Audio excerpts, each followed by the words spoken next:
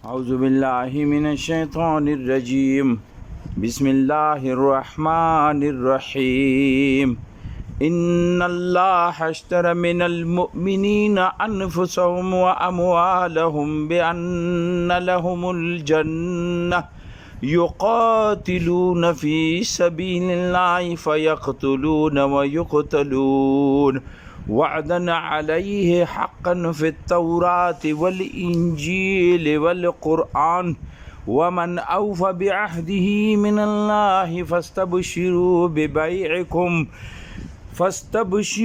ببيعكم الذي بايعتم به وذلك هو الفوز العظيم صدق الله العلی العظیم.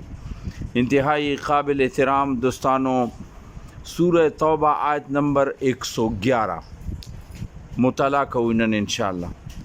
دا یقیناً د قرآن ہر یو آیات خپل اہمیت تا. دا آیات چې دا د مسلمان زندگی او یو اسلامی معاشره یا د مسلمانانو د معاشره پورا یو عکس تا. او دا د مسلمان چې موږ چاته مسلمان یو دیغه او دی الله مانس کې چې کومه معاهده د دیغه بره کې یو ډیر اهم آیات ده.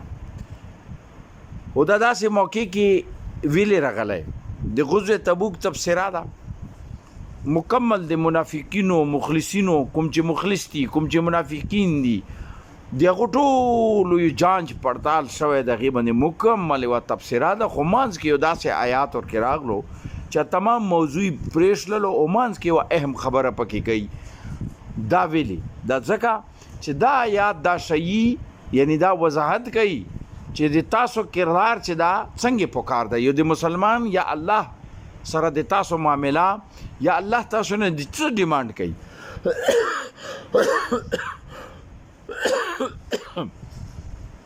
فرمایي چې ان الله اشترى من المؤمنین، یقینا د کې شک نشته چې الله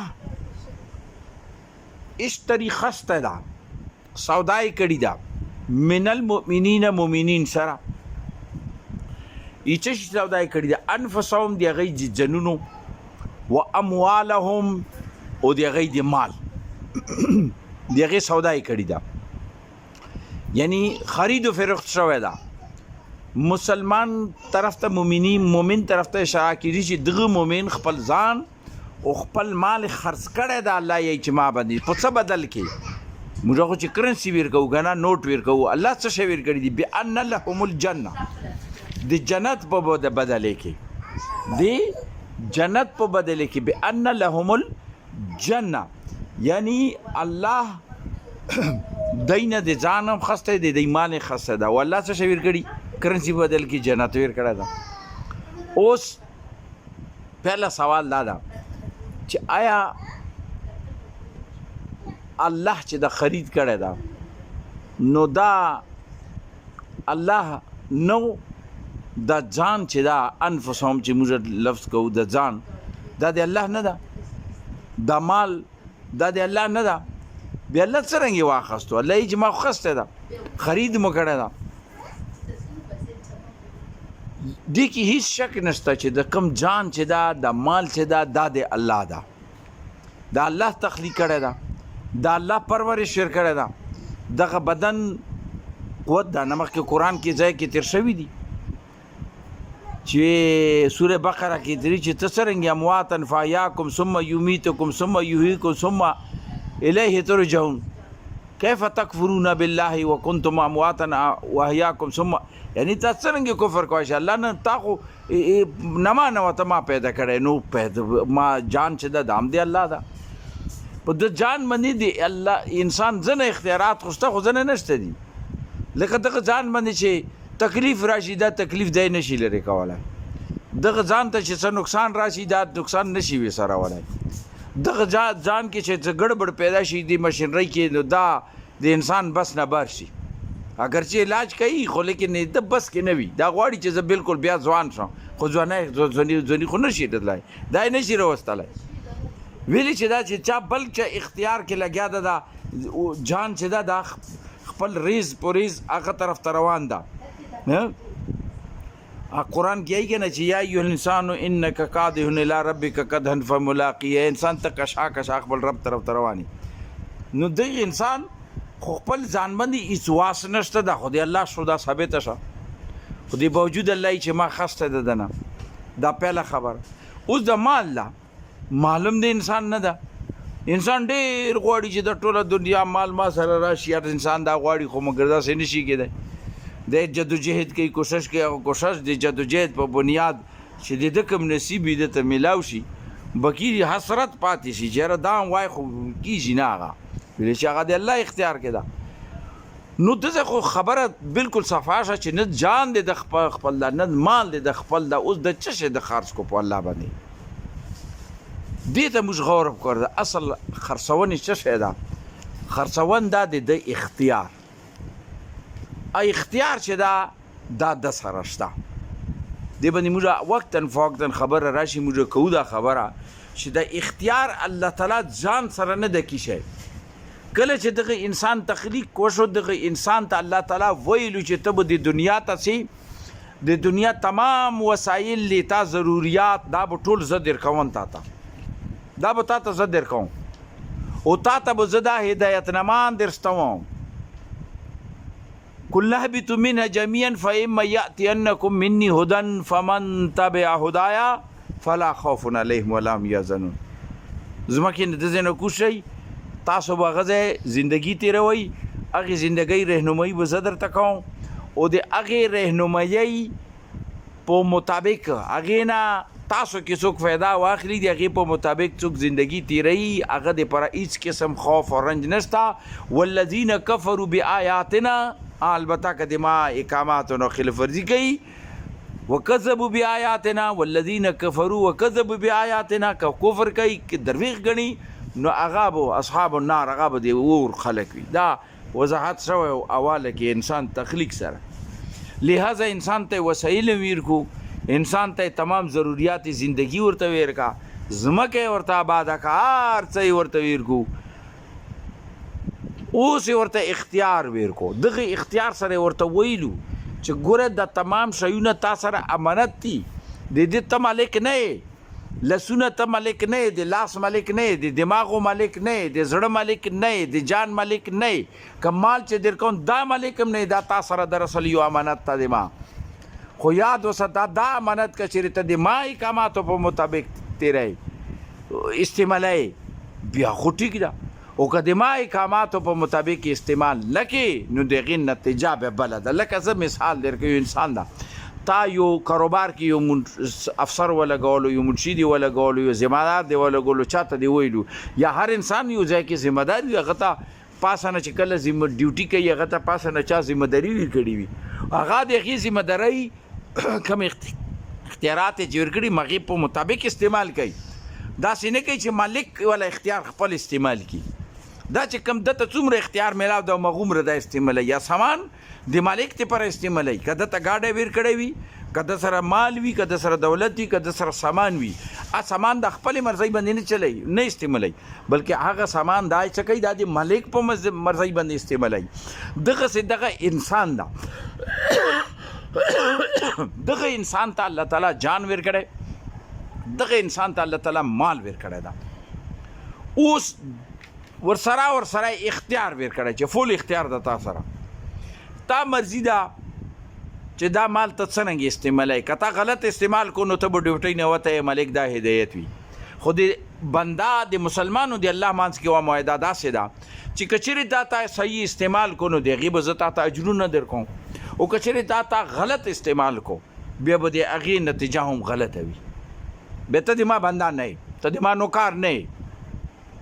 نو دلته کې خبره دا واضحه شه چې اصل شاید جان مال نه ده، بلکې اصل شاید د اختیارات تا چې کومې ته موږ مرضي وي چې ما مرضي ده دا کار به کوم، ما مرضي ده دا کار به نه کوم. دا مرضي د تا نه ده، د مؤمن نه ده، دا مرضي د الله ده.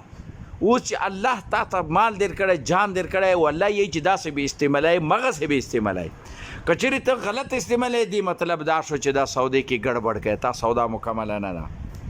دې سودې سره انسان باندې یو څو شرطونه دي، یو څو خبرې واضح شي.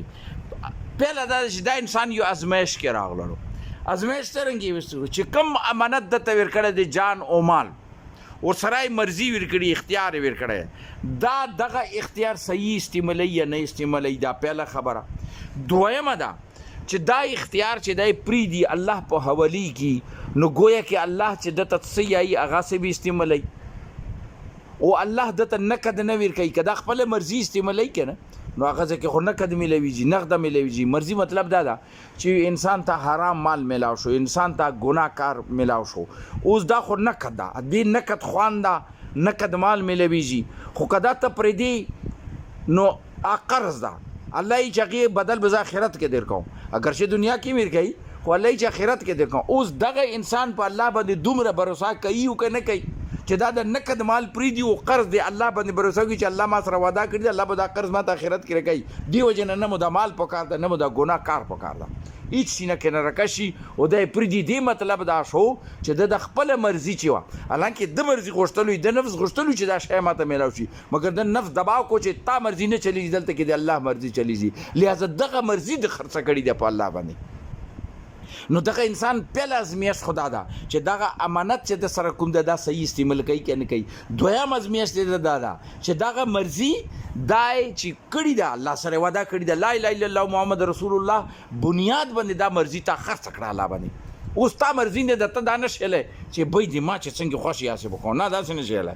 دویمه خبره دې کې دغې بیا نه دغه سودې نه دویمه خبر څنګه چې یقینا چې دنیا کې ته به چند عمل کوي هغې په مطابق ټوله دنیا به تا ته مسلمان یایي، مګر الله ته ډیمانډ بل ده.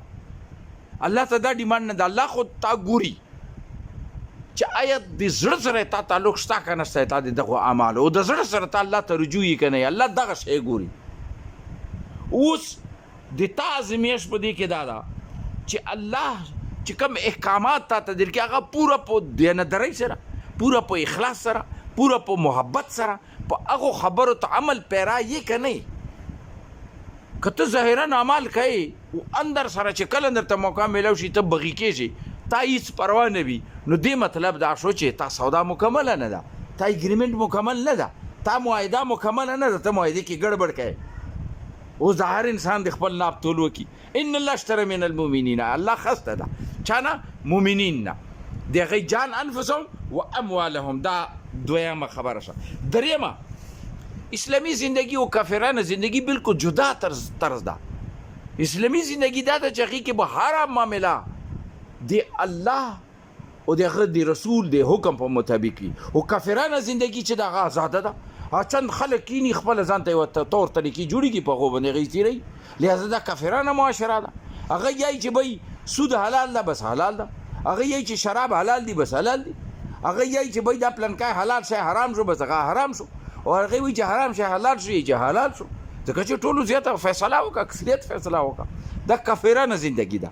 مګر دې مقابله کې اسلامي طرز زندگی څه ده چې اسلامي طرز زندگی دا ده چې هغې کې تا معاشرتي زندگی وي، تا مذهبي زندگی وي، تا د اخلاقي زندگی وي، تا معاشي زندگی وي، تا سیاسي زندگی وي، تا تمدني زندگی وي، تا کومه زندگی چې د زندگی تمامې شعبې هغې کې د الله احکامات بته قبلای او جانبوج کې به قبلای، ځکه چې تا الله سره معاهده کړې ده، تا الله نه جنت خسته ده او د هغې په مطابق ته دا ټول شیونه کړي. او که ته نه کوې او کمې دایرې کې نه کوې، مغمره دایرې کې تا معاهدې نه بار چلیږي، معاهدې خلاف ورزي کوي، معاهدې باندې نه چلیږي. موږ انشاءالله د درس دویمه حساب سبا ته کوو انشاءالله. الله دې موږ ته قرآن فهم راکړي، دین فهم راکړي او د دې سمجھ راکړي، دې په مطابق عملي زندگی انفرادي اجتماعي موږ ته جوړونې توفیق راکړي.